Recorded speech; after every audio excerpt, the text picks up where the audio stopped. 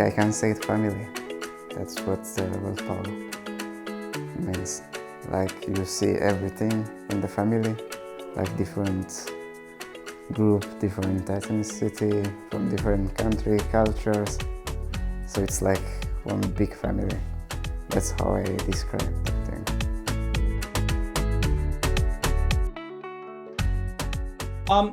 Let me start from the beginning. So how we started this project and how we got here. So Volpower came out as a project once I started to get interested in social inclusion and to understand how social inclusion operates in microenvironments.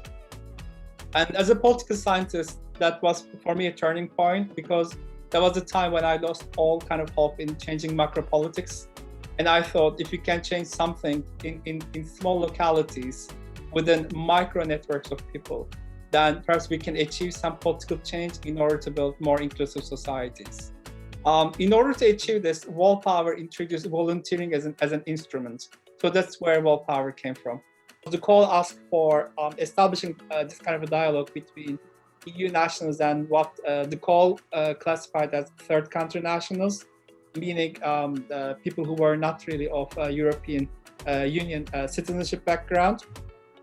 However, as I said in the beginning, the project really wanted to look beyond these kind of nationality-bound or macro-politics-bound kind of differences.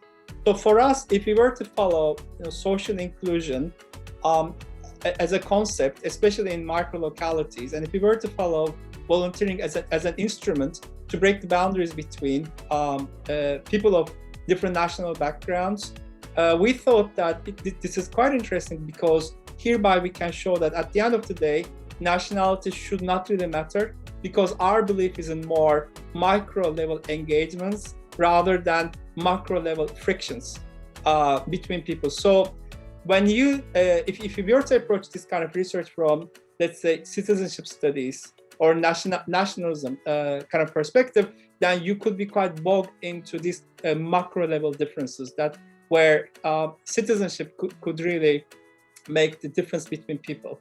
Whereas we wanted to go beyond that. And then for us, it was really a challenge practically to show that, well, hang on, something like citizenship, that is a particular instrument of macro politics, should not really matter if we get into the micro level. And hence, let's see actually what happens really in small localities when we don't really consider citizenship as a particular inhibitor of interactions any longer.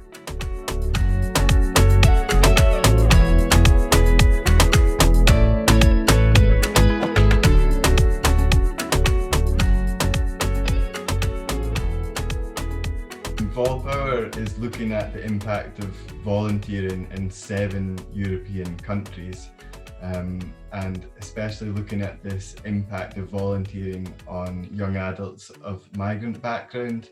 And I think that we in Glasgow have been able to form close bonds with our volunteers and really understand how the motivations and what keeps them volunteering. But I think that equally it's been interesting to see how in the other 6 countries the organisations have been able to do the same and form these really close connections with groups of young adult volunteers. And then in terms of our bigger project work, we've been able to kind of draw comparisons between the different groups. So I think that we've really used our broad range of expertise to investigate and really understand how volunteering is working in our local areas.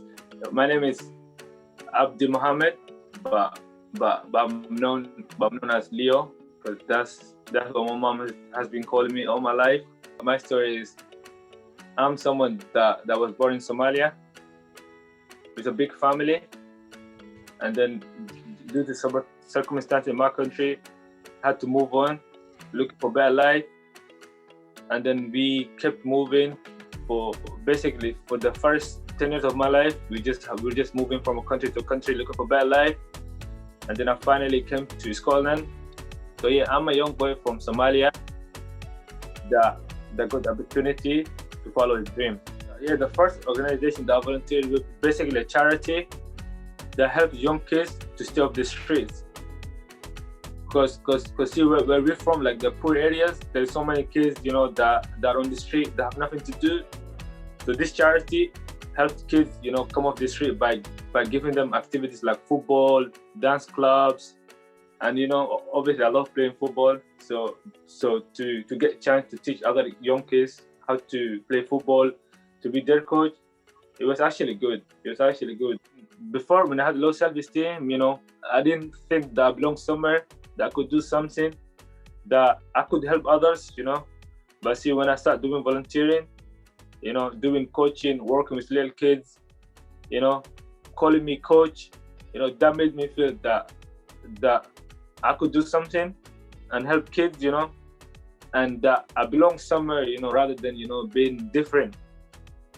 So volunteering, you know, helped me with everything. Like, I met good people that will support me, people that want me to succeed. So I think that played a huge role in my self-esteem.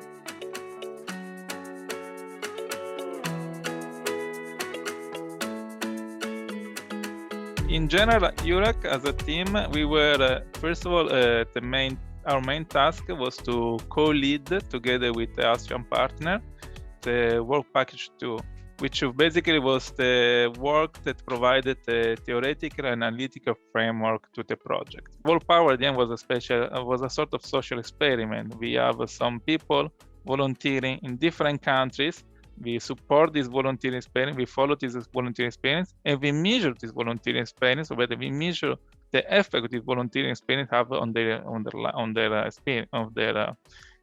lives. And we interview our volunteers before they start the volunteering experience and towards the end of the volunteering experience to really trace what changed in their life. And we could see in our volunteer, for example, the increase of our volunteer in terms of intercultural skills, because Volpower was an intercultural experience. You can see how they became more aware of cultural diversity, more aware of how to deal with cultural diversity.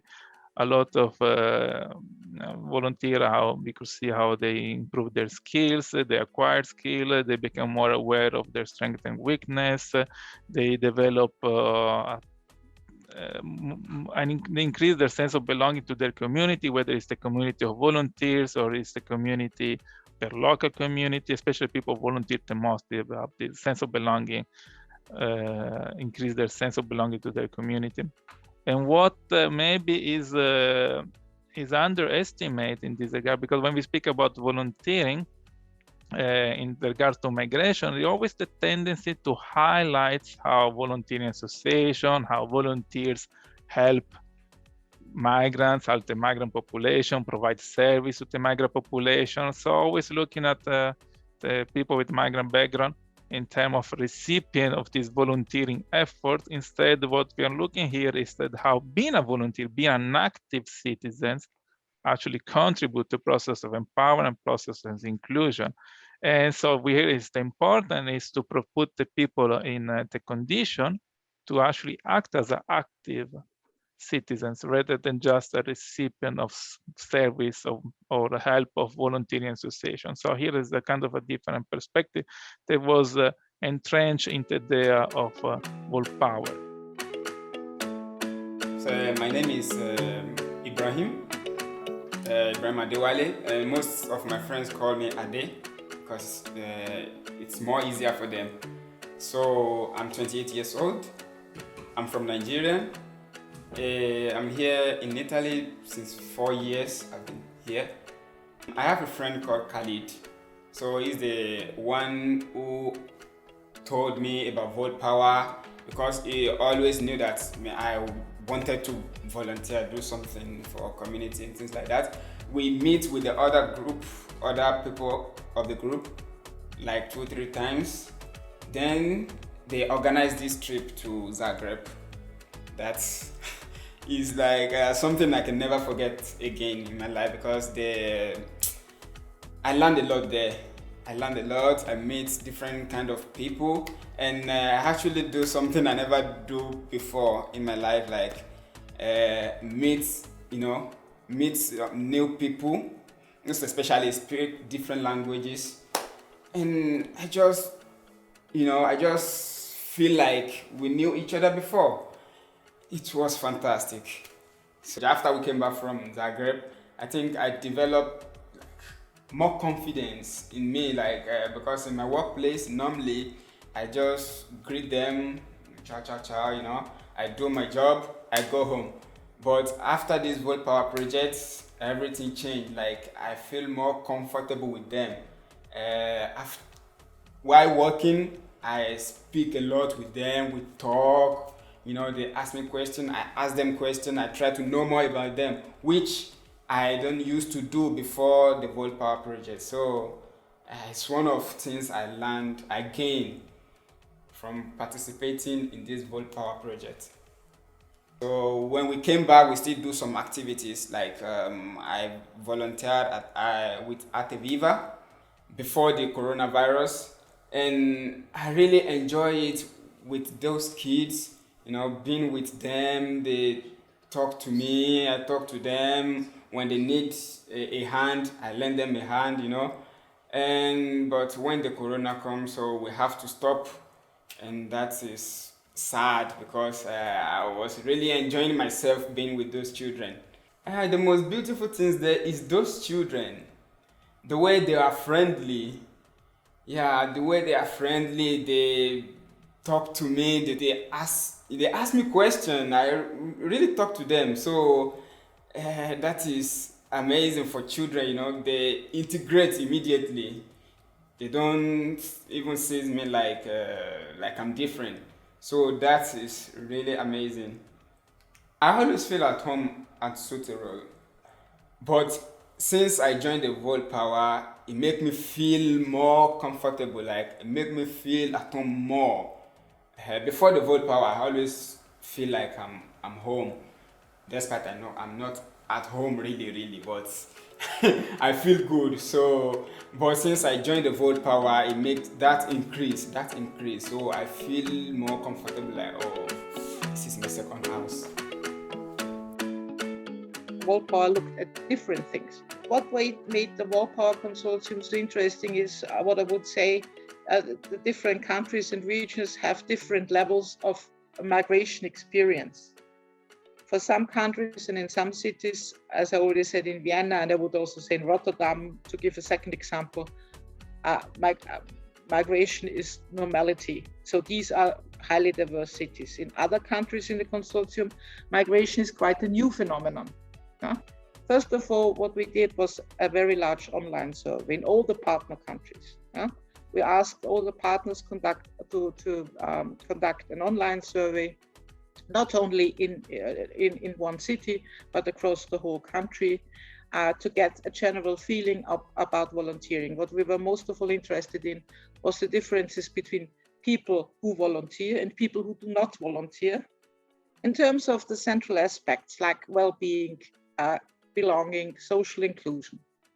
And in fact, it turned out that there were lots and lots of questions, and people with a volunteering experience turned out to be much more communicative and empathetic. They had more social contacts. They had a stronger sense of belonging than non-volunteers. Also, in this very large online survey, we saw that intercultural understanding, volunteering again has an enormous impact on intercultural understanding. Yeah. And we also had in the sample, we also had people with migrant background who answered that. We found that out, and this is what, and they don't differ very much from people without a migration background, also in their answers. The second thing, in every country and also in Austria, we directly cooperated with 6 young people, 3 of them. So that this was the choice of people was kind of the same in every country. So we had 3 people with no migration background, EU nationals. Then we had 3 people in this group who had a migration, many of them a refugee background. 3 were males, 3 were females. And what we did is we liaised them, or we had 2 partner organizations who we collaborated with which we collaborated. We owe them a lot. And these 6 young people entered into these volunteering organizations and took active parts there. there was football and theater.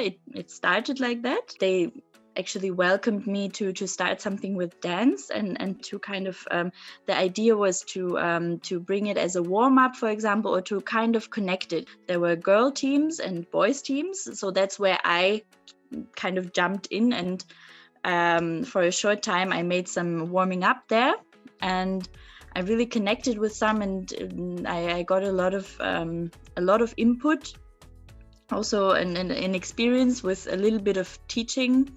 I would not even call it teaching.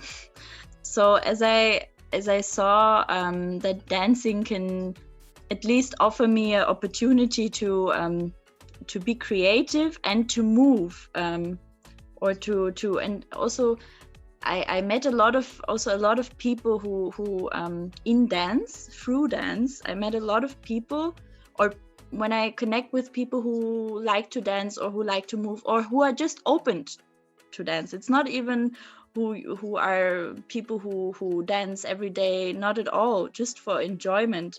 That is actually the ground we are all meeting, and I feel that dance really, as I also saw in the project, and also in Zagreb, there was actually we planned that we can maybe organize some dance, but I saw it just happens. And that is there is music, and even if there is no music, there are people who connect, and if there is a will, there is a dance. So yeah, I really still see it, and it's still growing as a fusion of a lot of my interests, personally and also socially, because it's also social. It's a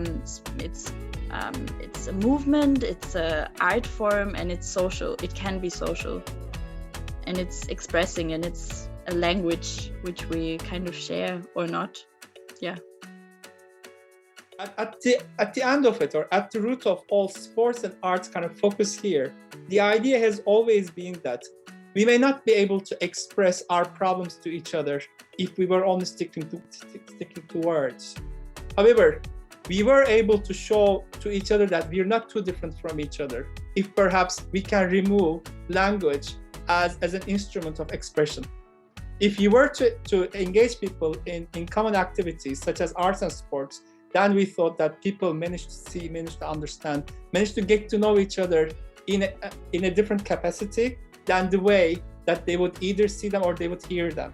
So that's the reason why we put our focus here on arts and sports as instruments or instrumentalization or of more inclusive societies.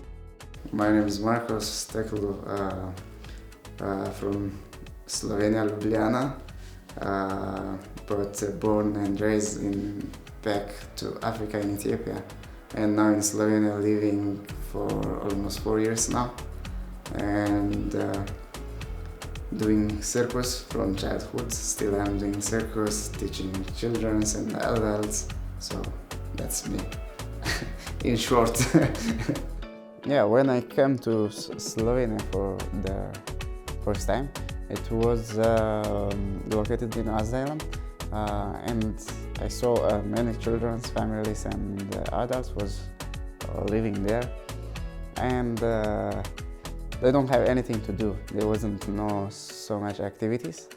So with one of my friends, David, we collaborate things to do on that area.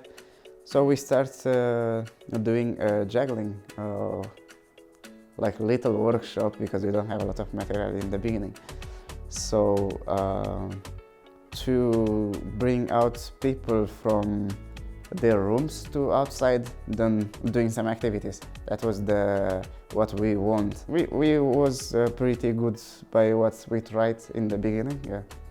And then Circle Croc came to Asylum Center doing performance. Then we joined the Circle Croc, then doing together the performances there. Yeah. The role of volunteering in my life, I can say it's you can it's make you happy. The first things to be volunteer, to to be a part of this social lives of other people's, and That's the main things, be happy in life. And the second things is I can say I feel more including when I'm volunteering with people. It doesn't matter you speak the same language or something. You just tell your story by what you are doing. So it's much easier to be a part of the what we are doing, or to be a part of the society. Yeah, pretty much. It's gonna be much easier by doing what I'm doing on the field and express myself with circus.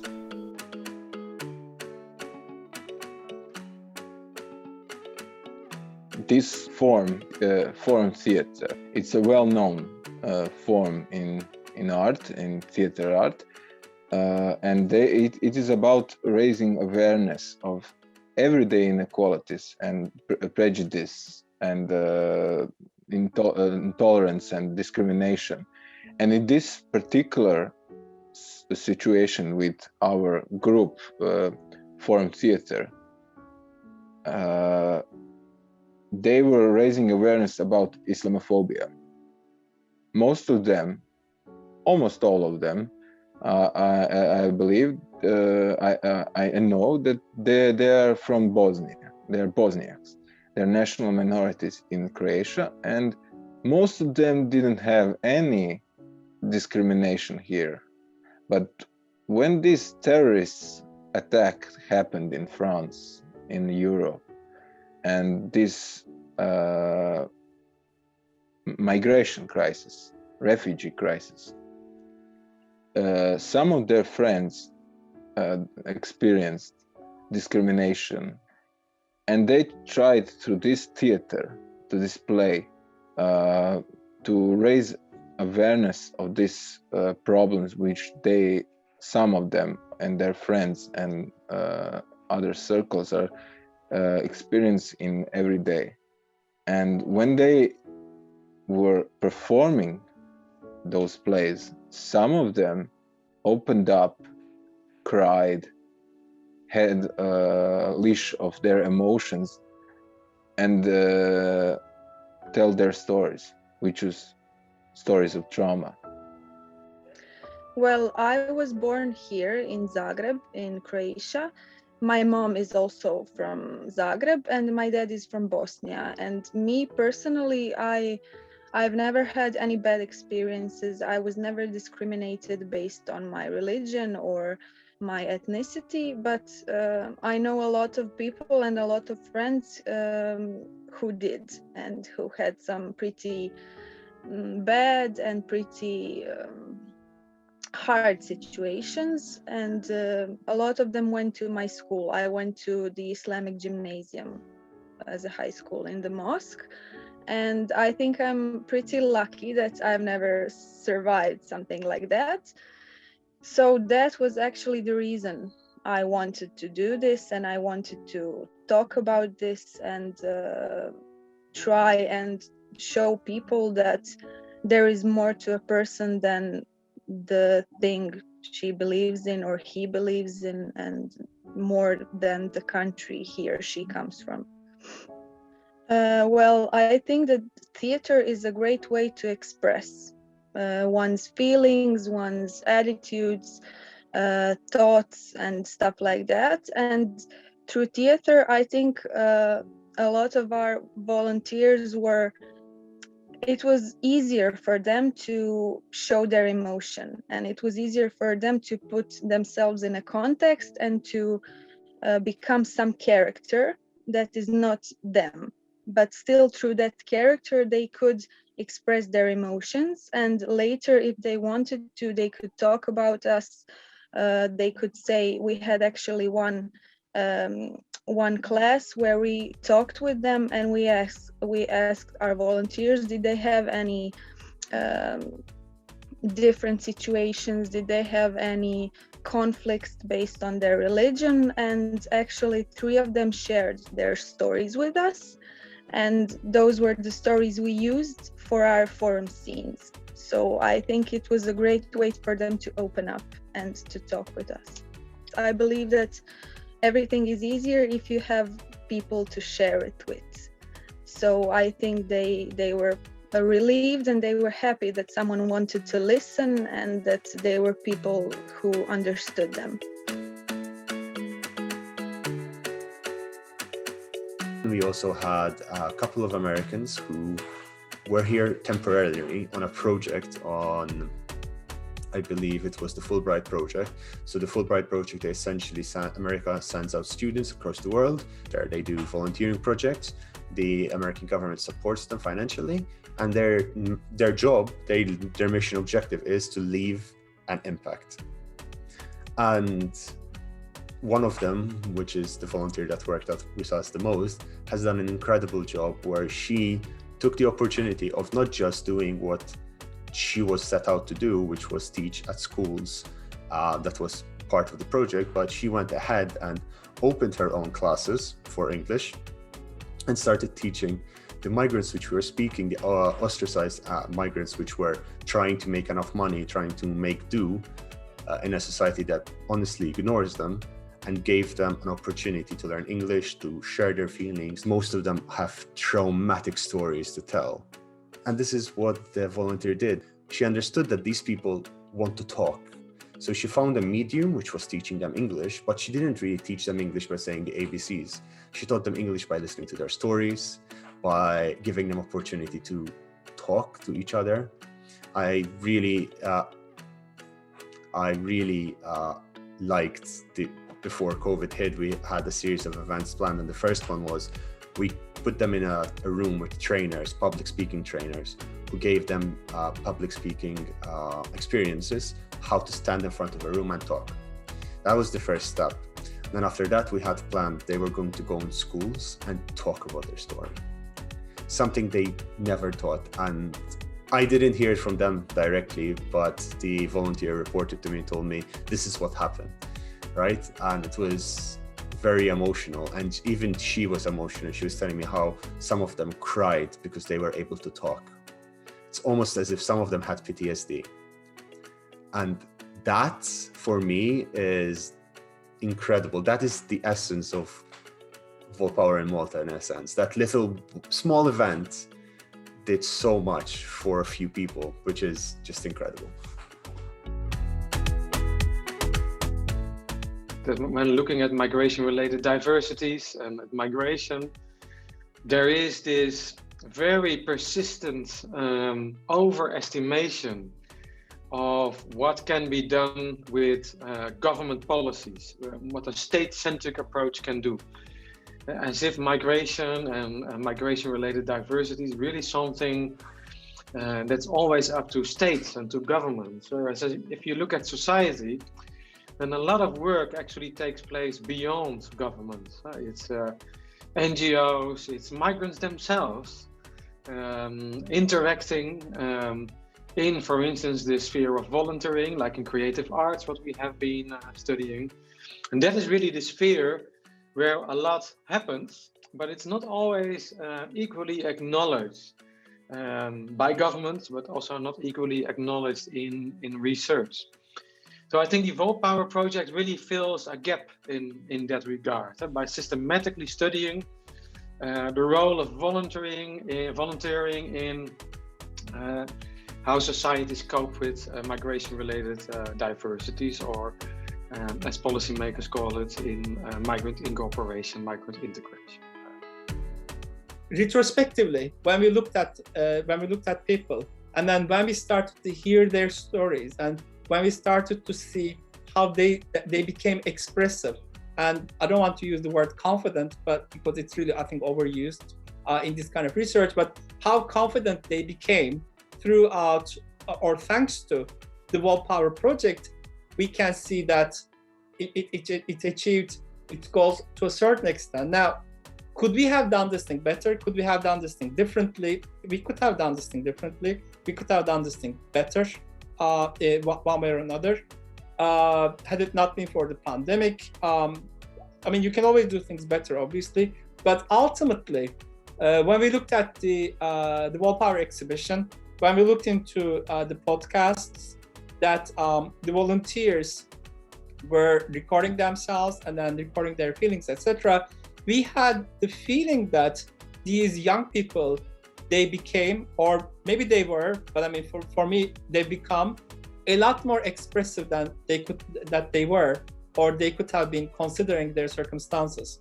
So it was a revelation for us to see that these young people had a very, very big capacity to be able to express themselves, and we simply put them in certain contexts whereby they could express themselves.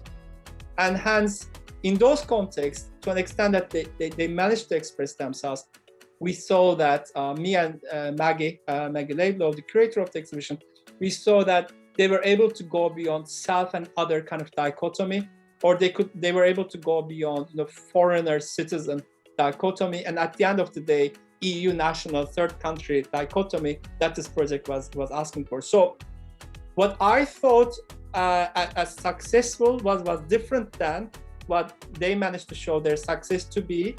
And for me, it was a revelation at the end of 2 years that success can be measured or success can be experienced in other ways than the integration literature perhaps would have foreseen or would have prescribed to us.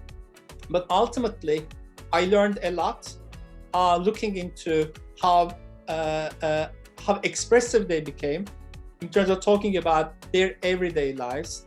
And I would like to imagine that their expressiveness, or let's say the confidence that they gained in terms of making us expressive, is a measure of success for us.